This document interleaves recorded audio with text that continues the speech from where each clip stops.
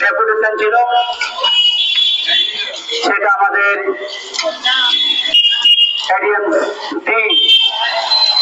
গ্রহণ করলেন এবং আদিবাসী সেকেল অভিযানের যে দাব্য দাবি সেটা আমরা পেশ করতে পারলাম। এখানে আমাদের দাবি ছিল যে প্রাকৃতিক পুজো আদিবাসী সনাতন কোডের স্বীকৃতি দাবিতে 1 নম্বরে প্রকৃতি পূজক আদিবাসীদের অবিলম্বে সনাতন কোড প্রদান করতে হইবে। পৃথক ধর্মকোড না থাকায় আদিবাসীদের হিন্দু, খ্রিস্টান, ইসলাম ইত্যাদি ধর্মে ধর্মান্তরিত করা হচ্ছে, যার ফলে আদিবাসীদের ভাষা, ধর্ম, সংস্কৃতি উপর হামলা হচ্ছে। এটা বন্ধ করতে হবে। দ্বিতীয়ত, আদিবাসীদের রক্ষা কবচ সিএনপিএসপিটি কানুন কে ধ্বংস করে ড্যাম, খাদান, কারখানা, রাস্তা ইত্যাদি নামে আদিবাসীর জমি অনৈতিকভাবে জবরদখল বন্ধ করতে হবে।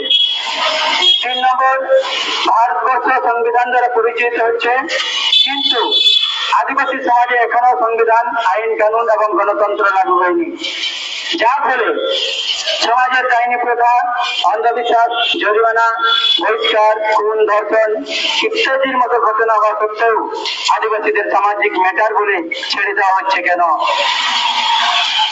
4 নম্বর, জল, জঙ্গল, জমির অধিকার 2006 আইন অনুযায়ী আদিবাসীদের দখলে থাকা জমি পাট্টা হিসাবে অগ্রাধিকার দিতে হবে। 5 নম্বর, পশ্চিমবঙ্গ সরকার অনুমোদিত ট্রাইব লিস্ট বহির্ভূত ও আদিবাসী জাতিগত সার্টিফিকেট প্রদান করা বন্ধ করতে হবে এবং ফেক সার্টিফিকেট ধারকদের চিহ্নিত করে আইনগত ব্যবস্থা গ্রহণ করতে হবে। 6 নম্বর, পৃথক সাঁওতালি শিক্ষা বোর্ড গঠন করে সাঁওতালি ভাষায় লিপিতে প্রাথমিক থেকে বিশ্ববিদ্যালয় পর্যন্ত পঠন পাঠন চালু করতে হবে এবং all India Santali education council मान्यता দিতে হবে। আবেদন আগে বলাই क्या आय बोर्ड गठन में और बंखान आले मर्यादाय सीमा और 7 নম্বর থেকে কেন্দ্র সরকার ও রাজ্য সরকার যে কোনো চাকরি নিয়োগ পরীক্ষায় প্রশ্নপত্র সাঁওতালি ভাষাভাষীদের জন্য অনলাইন লিপি প্রকাশ করতে হবে।